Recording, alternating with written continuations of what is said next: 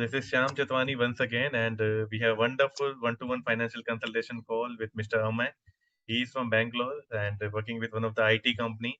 And since last more than 1.5 hours from now, we are connected and discussing about his finances and all. So, Mr. Amey, I just want like to know your feedback, your takeaways out of the call. That how is your experience out of Yeah, this? I mean, first of all, thank you, Sham, for explaining everything in detail. We covered not only like equity, but we also covered fixed income, then emergency fund, and whole lot of other options that are available like insurance and other things.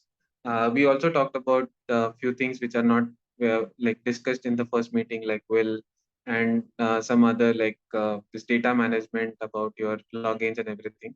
So thank you for covering these details, and it was wonderful to connect with you. Great. I think your camera got disconnected again. Yeah, It's okay. yeah. Yeah.